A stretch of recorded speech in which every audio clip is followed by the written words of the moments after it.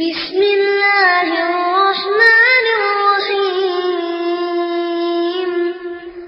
إذا جاء نصر الله والفتح وقال إلن قال رب اشرح لي صدري ويسر لي أمري واحلل عقدة من لساني يفقهوا قولي وقول نبينا صلى الله عليه وسلم யஸ்ஸிரு இலகுவாக்குங்கள் வலா துஅஸ்ஸிரு மக்களுக்கு சிரமங்களை கொடுக்காதீர்கள் வபஷ்ஷிரு மக்களுக்கு நல்லவற்றை எடுத்துரையுங்கள் வலா துனஃபிரு மக்களை வெருண்டோடுமாறு செய்யாதீர்கள் என்கிற இறை தூதர் முஹம்மது நபி ஸல்லல்லாஹு அலைஹி வஸல்லம் அன்னவர்களுடைய பொன்மொழியை சொன்ன வண்ணம் எனது ஜும்ஆ உரையினை ஆரம்பம் செய்கிறேன். இந்த நேரத்தில் நாம் பார்க்க போகிற தகவல் என்னவென்றால், ஓரிரை கொள்கையை ஏற்றுக்கொண்டு முஸ்லிம்களாக வாழக்கூடிய நமக்கு நாம் இந்த மார்க்கத்தை கடைபிடித்து நடக்கக்கூடிய நேரத்தில் நம்மிடத்தில் பல தடுமாற்றங்கள் ஏற்படுவதை நாம் பார்க்கலாம். நம்முடைய உள்ளத்தில் ஒரு உறுதியான நம்பிக்கை இல்லாதவர்களாக, வெளித்தோட்டத்தில் வெளிப்படையில் நம்மை நாம் ஒரு கொள்கைவாதியாக, இஸ்லாத்தை கடைபிடிக்கக்கூடிய ஒரு முஸ்லிமாக காட்டிக்கொண்டாலும் கூட செயல்பாட்டிலே பார்க்கும் பொழுது நம்மிடத்தில் ஒரு பலவீனம் இருப்பதை பார்க்கலாம். திருமறை குர்ஆனில் சூரா இப்ராஹிம் என்கிற அத்தியாயத்தில் 24வது வசனத்திலிருந்து இறைவன் பேசுகிறான். இந்த கொள்கைக்கு என்றே ஒரு உறுதித்தன்மை இருப்பதாக பேசுகிறான். ஒரு தனிப்பட்ட நபர்களை குறித்து இறைவன் பேசவில்லை. இந்த கொள்கை யாருடைய உள்ளத்தில் இருக்கிறதோ, யாருடைய உள்ளத்தில் ஆழ பதிந்திருக்கிறதோ அப்படிப்பட்ட மனிதனுடைய நிலை எவ்வாறு இருக்கும் அப்படின்ற உதாரணம் சொல்ற அல்லாஹ் குர்ஆன்ல நிறைய உதாரணங்களை சொல்கிறான். அந்த உதாரணத்தின் மூலமாக நல்லோர்கள் படிப்பினை பெற்றுக் கொள்வார்கள். அப்படி இறைவன் சொல்லக்கூடிய உதாரணங்களில் இந்த சத்திய மார்க்கத்தை, இஸ்லாத்தை, தூய்மையான கொள்கையை ஏற்றுக்கொண்ட ஒரு கொள்கைவாதியினுடைய நிலை எவ்வாறு இருக்கும் என்பதை இறைவன் பேசுகிறான். அல்லாஹ் சொல்கிறான், அலம் தர கைஃப தரபல்லாஹு மஸலன் கலிமத்தன் தய்யிபா. இறைவன் தூய்மையான வார்த்தைக்கு ஒரு உதாரணம் சொல்கிறான். தூய்மையான வார்த்தைக்கு இறைவன் ஒரு உதாரணம். தூய்மையான வார்த்தை என்பது லா இலாஹ இல்லல்லாஹ் முஹம்மதுர் ரசூலுல்லாஹ். வணக்கத்திற்கு தகுதியானவன் அல்லாஹ்வை தவிர யாரும் இல்லை, முஹம்மது நபி அவர்கள் அல்லாஹ்வின் தூதரும் அடிமையும் ஆவார் என்கிற இந்த வார்த்தை இருக்கு இல்லையா, அந்த கொள்கையை கடைபிடிக்கக்கூடிய நமக்கு அல்லாஹ் உதாரணம் சொல்கிறான்.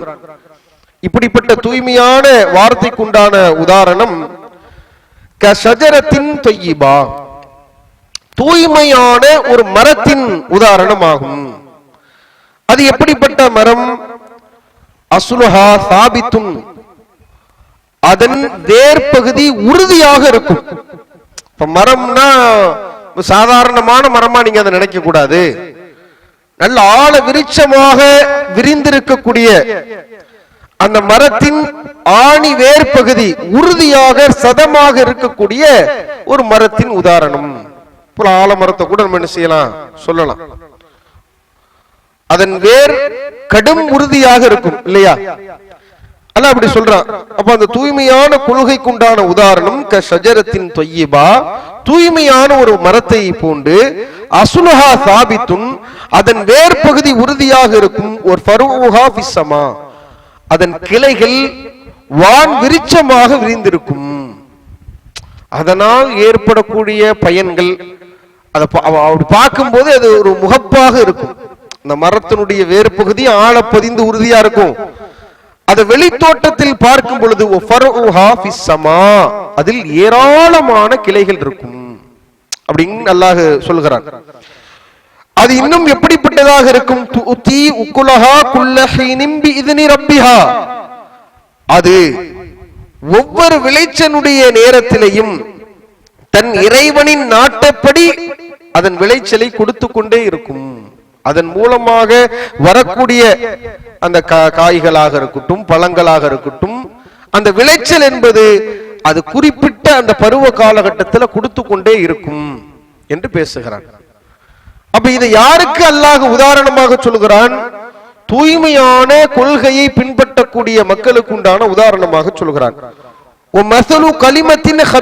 இதற்கப்புறம் அல்லாஹ் கெட்ட வார்த்தைக்கு உண்டான ஒரு உதாரணத்தை சொல்கிறான். கெட்ட கொள்கைக்கு உண்டான உதாரணம். அது மோசமான ஒரு மரத்தை போன்று, அது பூமியின் மேற்பரப்பில் தான் இருக்கும். அது எப்படிப்பட்ட நிலையில இருக்கும்? மாலஹா மின் கரார், அதற்கு எந்த உறுதியும் இருக்காது. இப்படின்னா என்ன செஞ்சிரும்? உறுதியா இருக்காது. முருங்கை மரத்தை பார்த்தோம்னா அது நல்ல மரமாக வளர்ந்திருக்கக்கூடிய நேரத்திலையும் கூட அதுல ஒரு உறுதித்தன்மை என்ன செய்யாது, இருக்காது. உதாரணத்துக்கு நம்ம அப்படி சொல்றோம். இப்ப இறைவன் தூய்மையான கொள்கைக்குண்டான உதாரணமாக பூமியில் வேர் ஆழ பதிந்த ஒரு மரத்தின் உதாரணமாக சொல்கிறான். அதன் கிளைகள் பறந்து விரிந்திருக்கும். அதன் மூலம் கிடைக்கக்கூடிய விளைச்சலும் சரியாக கிடைத்துக் கொண்டிருக்கும். கெட்ட கொள்கைக்குண்டான உதாரணம் உறுதியே இல்லாத ஒரு மரத்தை போன்று என்று இறைவன் சொல்லிவிட்டு,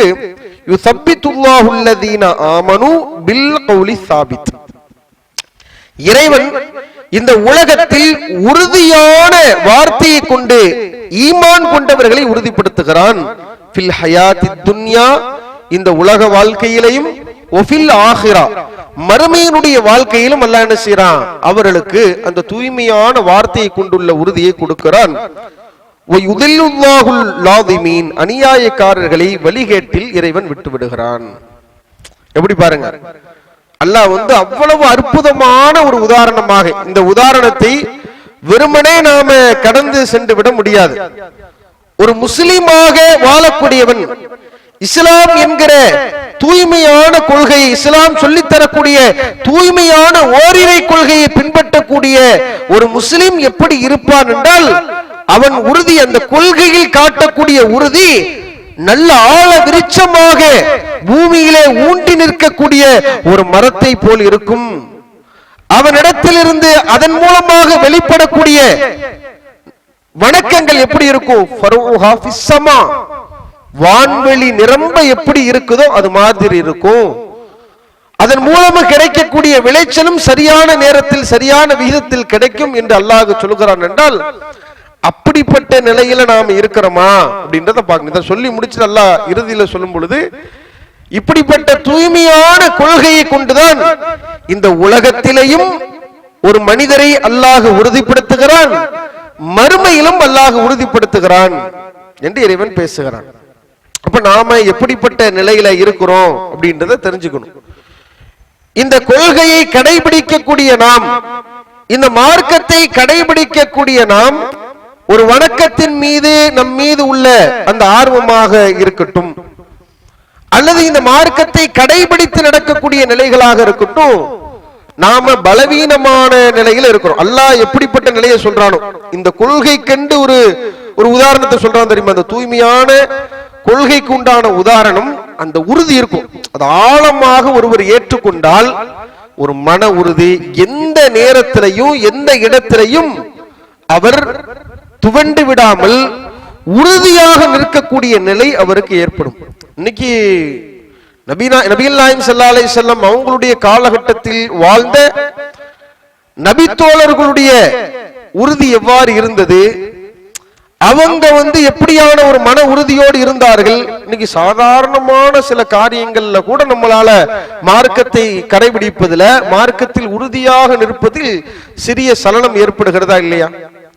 ஒரு வீட்டுல ஏதோ ஒரு நல்ல காரியம் நடக்குது, ஒரு கல்யாணம் நடக்குது, அந்த கல்யாணம் மார்க்க அடிப்படையில நடக்கணும்னு சொல்லி நம்மளால மார்க்க விஷயங்களை எடுத்து சொல்ல முடிகிறதா?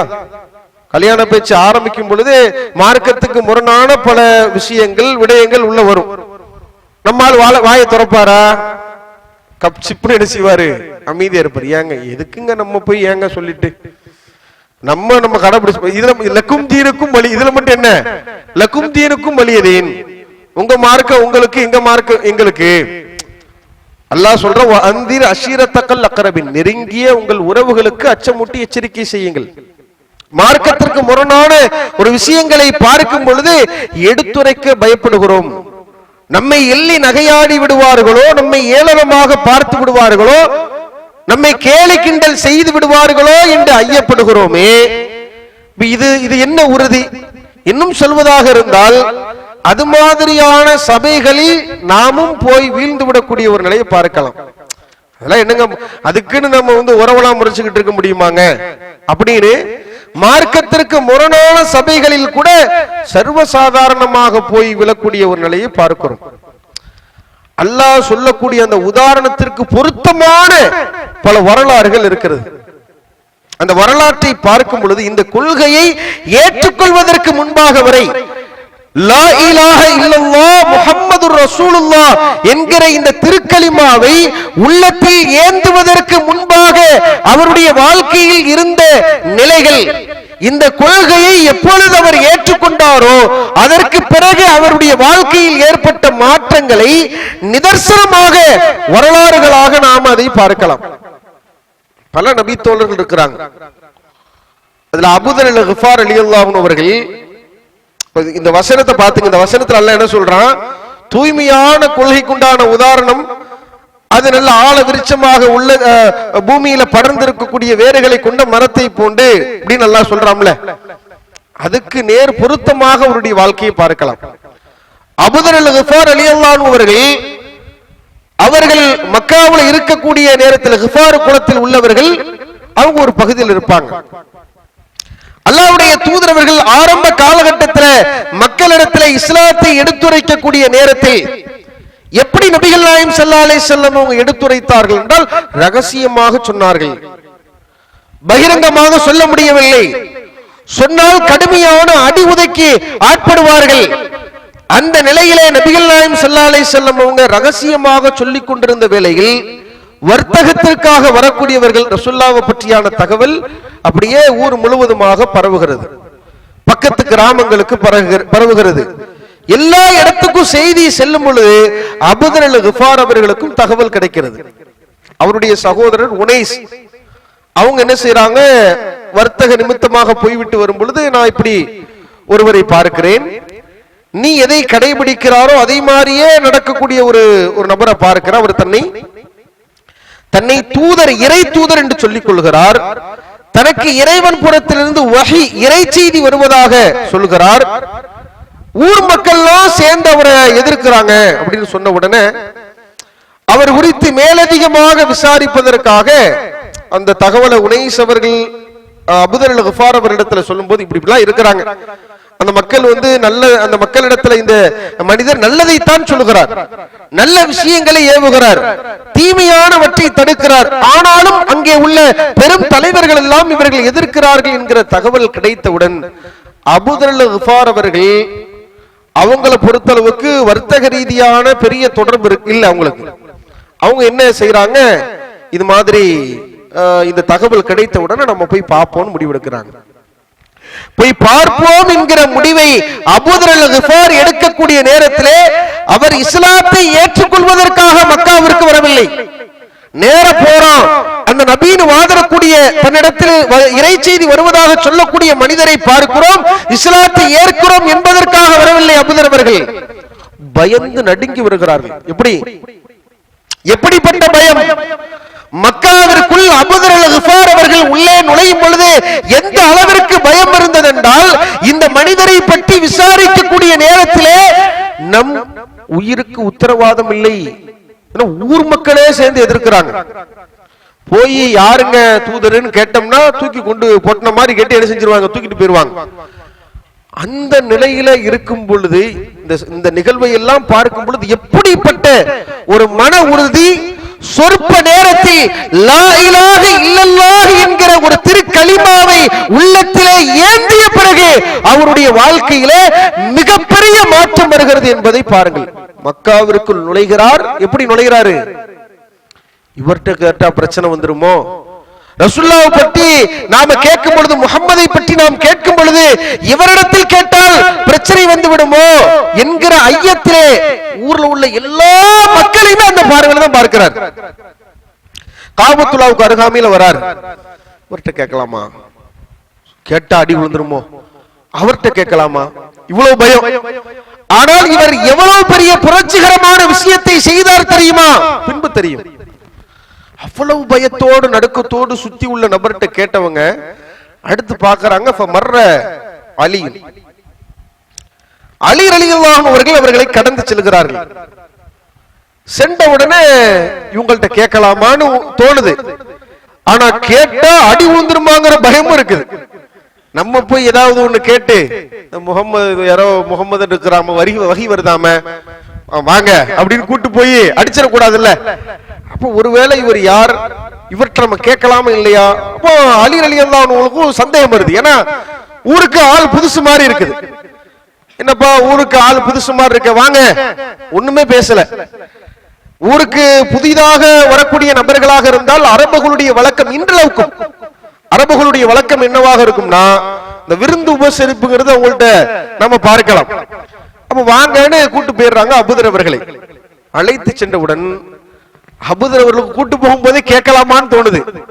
கேட்கலாமா, சாப்பிடலாம் கூப்பிடுறாரு, கேட்கலாமான்ற ஒரு எண்ணம் இருக்கும் பொழுது கூட, ஆனாலும் யாருன்னு தெரியலையே, திடீர்னு சாப்பிட கூப்பிடுறாரு, இதான் பிரச்சனையா வேற அப்படின்னு யோசிக்க தோணுது. ஏன்னா கேட்ட அடி விழுந்துருமோங்கிற பயமும் கூட. அலி அவர்களுக்கு தெரிகிறது இவர் ஏதோ ஒரு நாட்டத்தில் வந்திருக்கிறார், ஏதோ ஒரு விஷயத்துக்காக வந்திருக்கிறாரு. ஆனா கேட்க கூச்சப்படுறாருங்கிற மாதிரி அலி அவங்களுக்கு தோணுது. தோண வீட்டுக்கு கூட்டு போறாங்க, வீட்டுல சாப்பாடு கொடுக்கறாங்க, நைட்டு இரவு தங்குகிறார்கள், பகல்ல மறுபடியும் காபாவுக்கு வந்துடுறாரு. அதே மாதிரி எதிர்பார்த்து கொண்டிருக்கிறார். இன்னார்ட்ட கேட்கலாமா, அன்னார்ட்ட. அன்னைக்கு பொழுதும் கழிகிறது.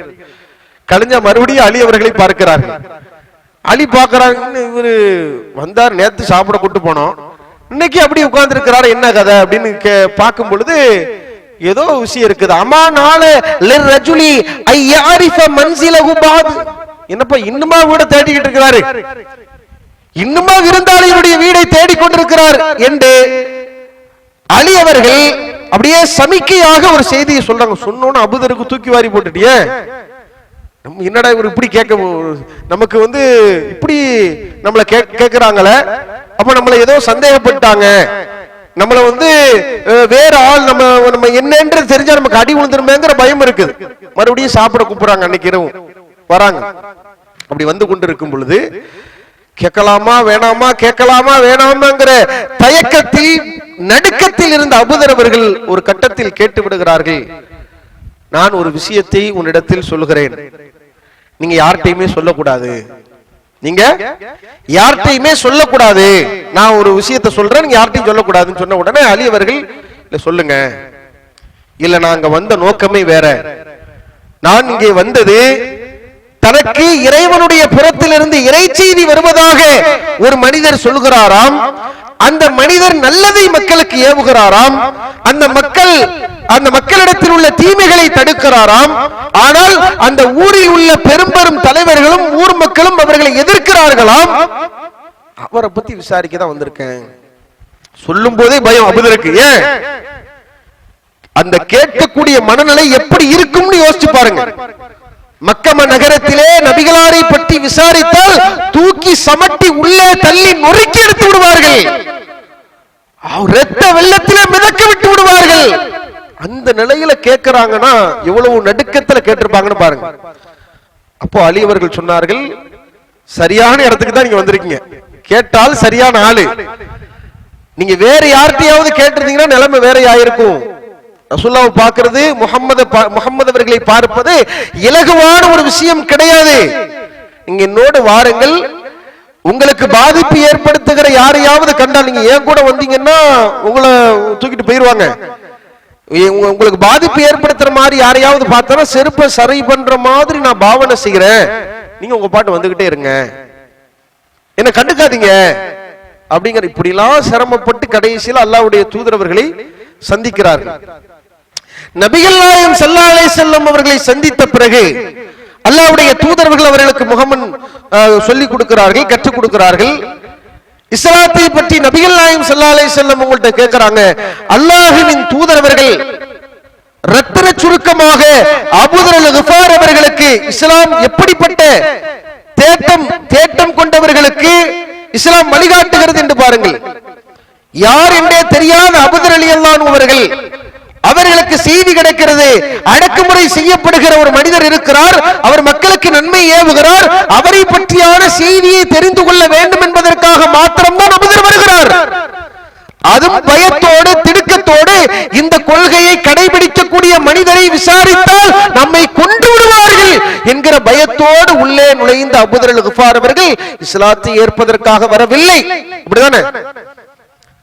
ரசூலுல்லாஹ் சொல்ல சொல்ல சொல்ல அல்லாஹ் சொல்றாம்ல, கஷஜரத்தின் தொய்யிபா, தூய்மையான வார்த்தை என்று அல்லாஹ் சொல்கிறானே, அப்படிப்பட்ட தூய்மையான திருக்கலிமாவை அல்லாஹ்வின் தூதரவர்கள் அபூதர் அல்-கிஃபார் அவர்களுக்கு சொல்லிக் கொடுக்கிறார்கள். அந்த மார்க்கத்தினுடைய சட்டதிட்டங்களை சொல்லிக் கொடுக்கிறார்கள், இந்த மார்க்கத்தில் உள்ள அனைத்து விஷயங்களையும் சொல்லிக் கொடுக்கிறார்கள். எல்லா உள்ளத்திலே ஆழம் பதிந்த அபூதர் அவர்கள் எவ்வளவு நேரம் பேசியிருப்பாங்க? ரசூலுல்லாஹ் பொதுவா ஜவாமியுல் கலீம், வார்த்தை சுருக்கம் பெற்றவர்கள். சொன்னவுடன் அப்படியே உள்ளத்திலே பசுமரத்து ஆணி போல் உள்ளத்திலே இந்த கொள்கை பதிந்து விடுகிறது. பிறகு சொல்கிறார், அஷ்ஹது அல்லா இலாஹ இல்லல்லாஹ் வ அன்ன முஹம்மதன் அப்துஹு வ ரசூலுஹு, அல்லாஹ்வை தவிர எந்த கடவுளும் இல்லை, முஹம்மதாகிய நீங்கள் அல்லாஹ்வின் தூதரும் அடிமையும் ஆவீர்கள் என்று நான் சாட்சி சொல்கிறேன். அல்ஹம்துலில்லாஹ், இஸ்லாத்தை ஏற்றுக்கொண்டார். அந்த நேரத்தில் ரசூலுல்லாஹ் சொல்றாங்க, அபூதர் அவர்களுக்கு ஏற்றுக்கொண்டவுடன் உள்ள ஆர்வத்தை பாருங்கள். இந்த கொள்கையை ஏற்றுக்கொண்டதினால் இங்கே ஒரு சாரார் அடித்து நொறுக்கப்படுகிறார்கள். ஆனாலும் அந்த கொள்கையை தெரிந்த சொற்ப நேரத்தில், ஒரு 10 நிமிடம் இருக்கலாம், ஒரு காமன் நேரம் இருக்கலாம், சொற்ப நேரத்தில் உள்ளத்தில் ஏற்பட்ட உறுதியை பாருங்கள். அல்லாஹ் சொல்கிறானே, அஸ்லுஹா சாபித்துன், அந்த தூய்மையான கொள்கைக்கு உண்டான உதாரணம் ஆழம் பதிந்த வேரை கொண்டிருக்கக்கூடிய ஒரு மரம் என்று சொல்கிறானே, அப்படிப்பட்ட உறுதியை சொற்ப நேரத்தில் பெற்றுக் கொண்டார்.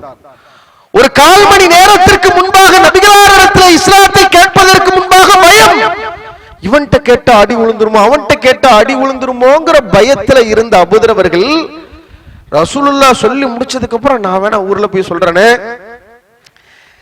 நான் இந்த கொள்கையை மக்களிடத்தில், இவ்வளவு அற்புதமான கொள்கையா, இவ்வளவு நேர்த்தியான மக்களை பக்குவப்படுத்தக்கூடிய அற்புதமான கொள்கையா என்கிறார்கள். ரசூலுல்லாஹ் சொல்றாங்க, உங்க ஆர்வம் புரியுது, இங்க நிலைமை சரியில்லை, மக்காவுல நாங்களே ரொம்ப சிரமப்பட்டுக்கிட்டு இருக்கோம், எப்படியாவது ஹிஜ்ரத் மேற்கொள்ளக்கூடிய அந்த தருணம், ஏன்னா அங்க இஸ்லாத்தை கடைபிடிக்க முடியல இல்லையா, பொறுமையா இருங்க, ஊருக்கு போங்க, உங்கள் கிஃபார் குலத்திற்கு செல்லுங்கள், அங்கே உள்ள மக்களிடத்தில் அழைப்பு பணி செய்யுங்கள், அங்கே உள்ள மக்களிடத்தில் இஸ்லாத்தை சொல்லுங்கள், அப்படி பண்ணுங்க, இங்க யார்கிட்டையும் சொல்லாதீங்க. அபூதர் அவர்களுக்கு உடனே ஒரு கோபம் ஏற்படுகிறது. வல்லதி பஅஸக பில் ஹக், நபியே உங்களை சத்திய மார்க்கத்தோடு அனுப்பியிருக்கிறான். எப்படி நபின்ற நம்பிக்கை சொற்ப நேரத்தில் வந்தது, ஒரு 10 நிமிஷத்துல வந்த நம்பிக்கை. அந்த நம்பிக்கையினுடைய வெளிப்பாடாக அவருடைய வாயிலிருந்து வரக்கூடிய வார்த்தை பாருங்கள், வல்லதி பஅஸக பில் ஹக், நபியே உங்களை சத்திய மார்க்கத்தில் எவன் அனுப்பியிருக்கிறானோ அவன் மீது சத்தியமாக சொல்கிறேன்,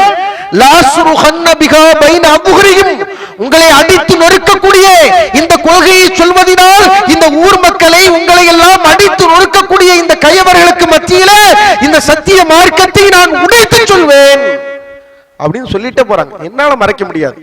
எவ்வளவு அற்புதமான கொள்கை, எவ்வளவு நேர்த்தியான கொள்கை, இதை மறைப்பதா? இதை சொல்லி அடி வாங்குறதா இருந்தா கூட வாங்கிவிட்டு செல்கிறேன். நேர காபத்துல்லாவுக்கு போறாங்க. காபத்துல்லாவுக்கு போனா அங்க பெரும் பெரும் தலைகள், உத்துபா, ஷைபா, அபுலஹப் போன்ற பெரும் பெரும் தலைகள் இருக்கிறது. மக்காவிற்குள் நுழையும் பொழுது எப்படிப்பட்ட பயம், எவ்வளவு திடுக்கத்தோடு நடுக்கத்தோடு மக்கா நகரத்திலே அபூதர் கிஃபார் அவர்கள் உள்ளே நுழைந்தார்களோ, அதே மக்காவிற்கு அருகாமையே இவரிடம் கேட்டால் அடிவிடுமா, அவரிடத்தில் கேட்டால் அடிவிடுமா என்கிற நடுக்கத்தை வந்து அபூதர் அவர்கள் கர்ஜிக்கிறார். யா மஅஷரல் குரைஷ், அடே குறைஷி குலத்து மக்களே, புரிந்து கொள்ளுங்கள். இன்னி அஷ்ஹது அல்லா இலாஹ இல்லல்லாஹ் வ அன்ன முஹம்மதன் அப்துஹு வ ரசூலுஹு, அல்லாஹ்வை தவிர எந்த கடவுளும் இல்லை என்று நான் சாட்சி சொல்கிறேன். இதோ எந்த முஹம்மதை நீங்கள் அடிக்கிறீர்களோ, எந்த கொள்கையை சொன்னதினால் முஹம்மது அவர்களை நொறுக்குகிறீர்களோ, முஹம்மது அவர்களை கெட்டவர்களாக பார்க்கிறீர்களோ, அந்த முஹம்மது அவர்கள் அல்லாஹ்வின் தூதர் என்று நான் நம்புகிறேன். என்ன பண்ண முடியுமோ பண்ணுங்க. எவ்வளவு நேர்த்தியான கொள்கை. உடனே கடுமையான கொந்தளிப்பு ஏற்படுகிறது. அபூதர் அவர்கள் இந்த வார்த்தையை சொன்னவுடனே அபூதர் ரலியல்லாஹு அவர்கள் அடித்து நொறுக்கப்படுகிறார்கள்.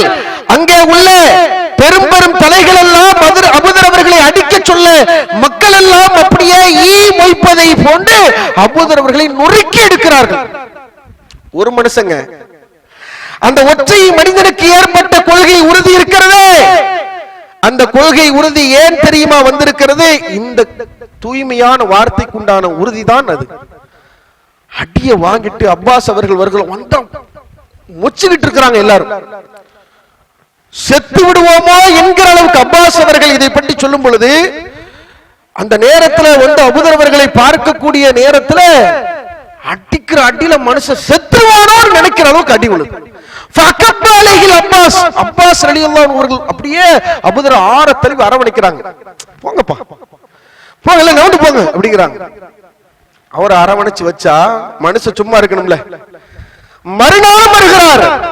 அவரை அரவணைத்து வீட்டிலே அடைக்கலம் கொடுத்து மறுநாளும் அபூதர் அவர்கள் வருகிறார்கள். அடே யா மஅஷரல் குரைஷ், குறைஷிகளே, இன்னி அஷ்ஹது அல்லா இலாஹ இல்லல்லாஹ் வ அன்ன முஹம்மதன் அப்துஹு வ ரசூலுஹு, இஸ்லாத்தை ஏற்றுக்கொண்டேன், என்ன பண்ணணுமோ பண்ணுங்கங்கறாங்க. மறுபடியும் அடி. என்ன காரணம்? இந்த கொள்கைக்காக சிந்தப்பட்ட ரத்தம் அல்லாஹ்வின் தூதரவர்களும் நபி தோழர்களும் ரகசியமாக சொல்லிக் கொண்ட அந்த சபையிலே பகிரங்கமாக இஸ்லாத்தை எடுத்துரைக்கிறார் என்றால் இந்த கொள்கை அவருடைய உள்ளத்தில் ஏற்படுத்திய மாற்றம் தான். இப்படி வரலாறு நெடுகிலையுமே அற்புதமான செய்திகளை பார்க்கலாம். இந்த கொள்கையை ஏற்றுக்கொண்ட மனிதருக்குண்டான உதாரணம் அவ்வளவு ஒரு அற்புதமான விஷயமாக இருக்கும். ஹுதைபியாவினுடைய உடன்படிக்கையில அபூஜந்தல் அப்படிங்கிற ஒரு நபித்தோழர், அதாவது ஹுதைபியா உடன்படிக்கை ஒரு பெரிய வரலாறு.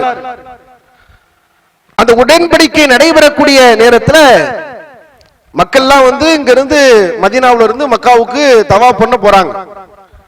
தவாப் பண்ண போற மக்களை இடைமறித்து நீங்க போக கூடாது, போறா இருந்தா சில ஒப்பந்தம் பண்ணணும்னு சொல்லி ஒப்பந்தம் நடக்கு. அநியாயமான ஒப்பந்தம் விலாவரியா சொல்லும். அதுல அந்த ஒப்பந்தத்தை நடத்தக்கூடியவர் சுஹைல் பின் அம்ர் என்று சொல்லக்கூடிய ஒருவன். அந்த சுஹைலுடைய மகனார் தான் அபூஜந்தல். நடைபெற்ற ஒப்பந்தங்கள்ல அநியாயமான ஒப்பந்தம். அதுல ஒரு ஒப்பந்தம் என்னன்னா, நீங்க வரக்கூடிய இந்த வருஷம் வந்து நீங்க என்ன செய்ய முடியாது, இப்போ நீங்க தவாஃபுக்கு போக முடியாது, அடுத்த வருஷம் தான் நீங்க தவாஃபுக்கு போக முடியும். அதே மாதிரி இஸ்லாத்தை ஏற்றி யாராவது மதீனாவிலிருந்து மக்காவுக்கு வந்தாங்கன்னா திருப்பி அனுப்ப மாட்டோம். மக்காவிலிருந்து யாராவது மதீனாவுக்கு ஓடி வந்தாங்கன்னா அனுப்பிடணும். எப்படி?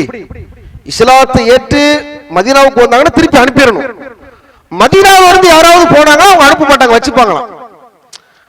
மக்கள்லாம் கொந்தளிக்கிறாங்க, இவ்வளவு அநியாயமா பேசிக்கிட்டு இருக்கிறாங்களேன்னு. இந்த பேச்சுவார்த்தை நடக்கும் பொழுது ஒருவர் சங்கிலிகளால் பிணைக்கப்பட்ட நிலையிலே, அவர் முகத்திலே கைகால்களிலே இரத்த வெள்ளத்திலே மூழ்கடிக்கப்பட்ட நிலையில் ஒரு ஆடு மாடை போன்று, ஒரு நாயை போன்று அவ்வளவு இக்கட்டான நிலை தர தர தர தரன்னு ஒருவர் இழுத்து கொண்டு வரப்படுகிறார். யாரு? இந்த ஒப்பந்தத்தை போட்டுக்கிட்டு இருக்கிறாரு சுஹைல். சுஹைலுடைய மகன் அபூஜந்தல் தாம் பெற்ற மகனை அப்படியே சங்கிலிகளால் பிணைக்கப்பட்டு ஒரு விலங்கை போன்று இழுத்து கொண்டு வருகிறார்கள். ரசூலுல்லாஹ் அந்த ஒப்பந்தத்துக்கு ஒன்னும் கையெழுத்து போடல.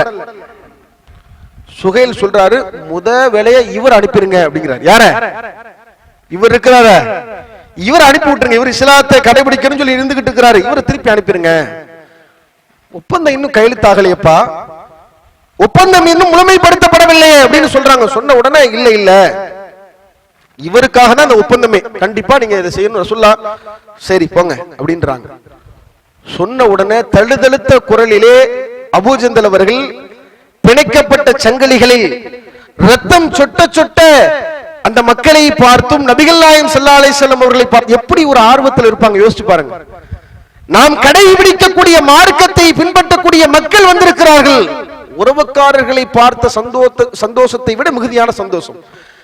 நம்மை எப்படியாவது அழைத்துக் கொண்டு சென்று விடுவார்கள். இந்த மக்களிடத்தில் நாம் பட்ட கஷ்டத்திற்கு விடிவு காலம் வந்துவிட்டது, நாம் இனி கஷ்டப்பட வேண்டிய அவசியம் இல்லை என்கிற எண்ணத்திலே மக்களை பார்த்து சொல்கிறார், ஐ முஸ்லிமீன், ஓ முஸ்லிம்களே, உரத்து இலல் முஸ்ரிக்கீன், இந்த பாவிகளிடத்திலேயா என்னை விட்டுவிட்டு செல்ல போகிறீர்கள்?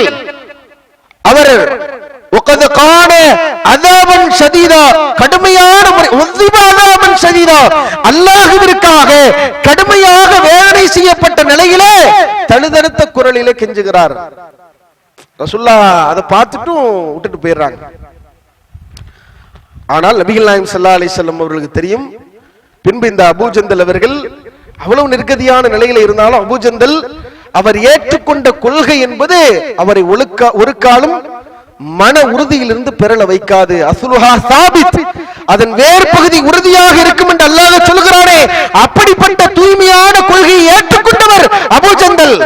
அவர் அடிக்கப்பட்டாலும் நொறுக்கப்பட்டாலும், ஏன் அவர் உடல் கூட்டிலிருந்து உயிர் உருவப்பட்டாலும் கூட இந்த கொள்கை அவரிடத்திலிருந்து உருவ முடியாது, அவர் சோனவாதியாகத்தான் இருப்பார் என்கிற நம்பிக்கை அல்லாஹ்வுடைய தூதர் உங்கள்ட்ட இருந்ததுனால அப்படியே விட்டுட்டு போனாங்க. கடைசியில அபூஜந்தல் அவர்கள் ரசூலுல்லாஹ் ஹிஜ்ரத் மேற்கொண்டவுடன் இப்படியோ தப்பிச்சு அங்கங்க தப்பிச்சு மறுபடியும் வந்துருவாங்க. அப்ப இந்த வரலாற்று நிகழ்வுகள் எல்லாம் நமக்கு உணர்த்தக்கூடிய பாடம், அல்லாஹ் தூய்மையான கொள்கைக்குண்டான உதாரணமாக இந்த கொள்கையை ஏந்தி இருக்கக்கூடிய ஒரு கொள்கைவாதி அவர் எப்படி இருக்க வேண்டும் என்கிற பக்குவத்தை இந்த வசனத்தின் வாயிலாக நமக்கு சொல்லுகிறான். அப்படிப்பட்ட பக்குவத்தை பெறக்கூடிய நன்மக்களாக அல்லாஹ் ரப்பல் ஆலமீன் நம்மவர்கள் அனைவரையும் ஆக்கி அருள்வாளிப்பான் என்கிற பிரார்த்தனையோடு எனது முதல் உரையை முடித்துக் கொள்கிறேன். அல்ஹம்துலில்லாஹி ரப்பில் ஆலமீன் வல் ஆகிபத்து லில் முத்தகீன் வஸ்ஸலாத்து வஸ்ஸலாமு அலா சய்யிதினா முஹம்மதி வ அலா ஆலிஹி வ ஸஹ்பிஹி அஜ்மாயின், அம்மா பஅத். எல்லாம் அல்லாஹ்வின் நல்லடியார்களே, எதிர்வருகிற 14ஆம் தேதி சமூகத்தில் உள்ள இளைஞர்களும் இளைஞிகளும் இந்த பிப்ரவரி 14 அப்படின்றத காதலர் தினமாக என்ன செய்யறாங்க, கொண்டாடி கொண்டிருக்கிறார்கள். அந்த நாள்ல நடக்கக்கூடிய சீரழிவுகள், கலாச்சார சீரழிவுகள் நாம சொல்லி தெரிய வேண்டிய அவசியம் கிடையாது. அன்றைய பொழுது தாண்டிட்டோம்னு செய்தித்தாள் எடுத்து பார்த்தோம்னு வச்சுங்களேன், பார்க்கும்போது நமக்கு அதுல உள்ள பிரச்சனைகள் நமக்கு இலகுவாக புரிந்துவிடும். அப்ப இதுல நம்ம மக்களும் யாரு, அப்துல்லாவும் அப்துல் காதரும் ஹாப்பி வேலண்டைன்ஸ் டே, முஸ்லிம் பேருதாங்கிகளாக இருக்கக்கூடிய மக்களும் இதுல போய் சர்வ சாதாரணமாக விழக்கூடிய ஒரு நிலையை பார்க்கிறோம். இந்த மார்க்கம் எப்படிப்பட்ட ஒரு மார்க்கம், எவ்வளவு அற்புதமான ஒரு மார்க்கம். இன்னைக்கு காதல் அப்படிங்கிற பேர்ல, காதல் என்பது ஒரு நேசம் பாசம், அது எல்லோரிடத்திலையும் வரும், தாய் தந்தையர் இடத்திலையும் வரும், பெற்ற பிள்ளைகள் இடத்திலேயும் வரும், அப்படிதானே? நேசம் பாசம் காதல்ங்கிறது யார் வேணுமாலும் யாராலையும் காதல் செய்யலாம், அன்பு செலுத்தலாம். ஆனா இந்த டெபினேஷனுக்கு உண்டான விளக்கம் மாதிரி இன்னைக்கு காதல் என்னன்னா, பப்புகளுக்கு போகணும், பீச்சுக்கு போகணும், பீச்சில் அதுவும் நல்ல மறைவான இடத்துக்கு போகணும், அதான் காதல். பீச்சில் மறைவான இடத்துல போய் உட்கார்ந்து பேசுறது காதல், முள்புதருக்கு பின்னால உட்கார்ந்து பேசுறது காதல், மணிக்கணக்கா போன்ல பேசிக்கிட்டு இருக்கிறது காதல், பெத்தவங்களா விட்டுட்டு பெத்தவங்களுடைய சம்மதம்லாம் இல்லாம தூக்கி கூட்டு ஓடி போறது காதல். அப்ப இப்படி அந்த வரை விளக்கம் என்பதை மாறி இருப்பதை நாம பார்க்கலாம். இது எப்படிப்பட்ட மார்க்கம்னா, இந்த மார்க்கம் அடித்தளத்தையே பேசிக்கா மார்க்கம் சொல்லக்கூடிய விஷயம், குல்லில் முஃமினீன், முஃமினான ஆண்களுக்கு சொல்லுங்கள், யகுல்லுல் மின் அப்சாரிஹிம், தங்கள் பார்வைகளை அவர்கள் தாழ்த்தி கொள்ளட்டும். ஒரு ஸ்கூலுக்கோ காலேஜுக்கோ ஒரு பேரண்ட் அனுப்புறாங்கன்னா என்ன நோக்கத்துக்காண்டி அனுப்புவாங்க? நம்ம பிள்ளை நம்மள நல்லபடியா படிச்சு நல்ல ஆளாயி நம்மளை காப்பாத்துவான் அப்படிங்கிறதுக்கு அமானிதமா ஒரு நோக்கத்துக்கு அனுப்பணும்னா அங்க போய் உட்கார்ந்துக்கிட்டு நாங்க லவ் பண்ண போறோம், லவ் எப்படி படிக்க மாட்டோம், நாங்க ஊர் சுத்துவோம், எல்லாரோடும் ஆண் பெண்களோடு சகஜமாக பேசிக்கொள்வோம், எந்த நோக்கத்திற்காக அங்க அனுப்பப்பட்டார்களோ அதுக்கான பருவம் அதுக்கான சூழல்ங்கிறது வேறு. அந்த சூழலும் பக்குவம் வரும் பொழுது அந்த நிகழ்வு என்பது நடக்க வேண்டிய நேரத்தில் என்ன செய்யும், நடக்கும். ஆனா அந்த நிலையில மார்க்கத்திற்கு முரணாக பல விஷயங்களை செய்யக்கூடிய ஒரு காட்சியை பார்க்கலாம். அல்லாஹ் சொல்கிறான், முஃமினான ஆண்களுக்கு சொல்லுங்கள், யகுல்லு மின் அப்சாரிஹிம், தங்கள் பார்வைகளை அவர்கள் தாழ்த்தி கொள்ளட்டும். ஒரு பெண்ணை பார்க்கும் பொழுது தப்பான எண்ணத்துல தப்பான கண்ணோட்டத்துல பார்க்க கூடாது. குல்லில் முஃமினாத், முஃமினான பெண்களுக்கு நபியே நீங்கள் சொல்லுங்கள், யகுல்லு மின் அப்சாரிஹின், அவர்களும் தங்கள் பார்வைகளை தாழ்த்தி கொள்ளட்டும். அதாவது இதுதான் அவர்களை கற்பை பேணி நடக்கக்கூடிய ஒரு அற்புதமான நிகழ்வு என்பதை அல்லாஹ் சொல்கிறான். அப்ப இதற்கு அடித்தளமாக இருக்கக்கூடிய அந்த தவறான பார்வை அப்படிங்கிற கண்ணோட்டத்தை இஸ்லாம் அடியோடு ஒழிக்கிறது. அப்படிப்பட்ட மார்க்கத்தில் இருந்து கொண்டு இது மாதிரியான கலாச்சார சீர்கேட்டில் நம்முடைய சமுதாயத்து இளைஞர்களும் இளைஞர்களும் போய் வீழ்ந்து விடக்கூடாது. நம்ம அமானிதமா ஒரு நிகழ்வுக்காக பள்ளிக்கூடங்களுக்கும் நம்மளை காலேஜுகளுக்கும் அனுப்புறாங்கன்னா நமக்கு 1008 கடமை இருக்குது. நம்ம வீட்டினுடைய நிலைமையை நாம கவனிக்கணும், நம்ம பெற்றோர்களை கவனிக்கணும், நம்ம சமுதாயத்துல உள்ள நிலைகளை கவனிக்கணும். நம்மை பக்குவப்படுத்துவதற்கு நமக்கு பல கடமைகள் பொறுப்புகள் நமக்கு இருக்கிறது. அதை கவனிக்க வேண்டிய இளைஞர்கள் என்ன செய்யறாங்க, இது மாதிரியான ஒரு நிகழ்வுக்கு தள்ளப்படுவதை பார்க்கலாம். மார்க் அழகாக சொல்கிறது, மனிஸ்ததா மின்குமுல் பாஅத்த ஃபல்யதஸவ்வஜ், உங்களுக்கு பொருளீட்டுவதற்கும் உடல் சக்தியும் வந்துவிட்டால் நீங்கள் திருமணம் முடித்துக் கொள்ளலாம். பொருளாதாரம் முக்கியம். ஒரு திருமணம் முடிக்கிறதாக இருந்தால் பொருளாதார சம்பாத்தியம் இருக்கணும், உடல் அளவுக்கு உண்டான ஆற்றல் இருக்கு, அதுக்கான நேரமும் சூழலும் வரக்கூடிய நேரத்தில் அதை பத்தி யோசிக்கணுமே ஒழிய இப்பமே உட்கார்ந்துட்டு மார்க்கத்துக்கு முரணா அந்நிய பெண்களோடு பேசுவது, அந்நிய ஆண்களோடு பேசுவது என்பது மார்க்கம் அனுமதிக்காத உண்டு. அதை ரசூல் ஸல்லல்லாஹு அலைஹி வஸல்லம் சொல்லும் பொழுது தப்பான பேச்சு தப்பான பார்வைகள் அனைத்துமே விபச்சாரம் என்று அல்லாஹ்வுடைய தூதரவங்க நமக்கு சொல்லி இருக்கிறாங்க. அதை புரிந்து கொண்டு இந்த மாதிரியான கலாச்சார சீர்கேட்டிலிருந்து அல்லாஹ் நம்முடைய சமுதாயத்து மக்களை பாதுகாப்பானாக. அதே போன்று ஒரு முக்கியமான அறிவிப்பு, இன்ஷா அல்லாஹ் வரக்கூடிய 18ஆம் தேதி புதன்கிழமை ஷக்குடைய நாள், ரமலானுடைய ஷக்குடைய நாள். அன்றைக்கு மகரிபில இருந்து நாம ரமலானுடைய பிறைய தேட ஆரம்பிப்போம். 18ஆம் தேதி புதன்கிழமை ரமலானுடைய பிறையை தென்பட்டு விட்டது என்றால் இன்ஷா அல்லாஹ் இஷா தொழுகை வளமையாக 8:45க்கு நடைபெறும் இல்லையா, அது மாதிரி நடைபெறும். அதை தொடர்ந்து 9:05க்கு இரவு தொழுகை நடைபெறும். இன்ஷா அல்லாஹ் இந்த ரமலான்ல ஒவ்வொரு ரமலான் வரும் பொழுதும் நாம சர்வ சாதாரணமாக அதை பார்த்து கொள்ளாமல் இந்த ரமலான்ல நாம பக்குவப்படணும், இந்த ரமலான் ஏற்படுத்தக்கூடிய பயிற்சியை முழுமையாக நாம அனுபவிக்கணும் என்கிற எண்ணத்தோடு இந்த ரமலானை அடைவோம். அதே போன்று இந்த கஞ்சி வகைகளுக்காக ஒரு நாள் கஞ்சி செலவு என்பது 12,000 என்று நிர்ணயிக்கப்பட்டுள்ளது. அதையும் சகோதரர்கள் கொடுத்து உதவி செய்யுமாறு கேட்டுக்கொள்கிறோம். வாஹிர் தஅவானா அல்ஹம்துலில்லாஹி ரப்பில் ஆலமீன். அஸ்ஸலாமு அலைக்கும் வரஹ்மத்துல்லாஹி.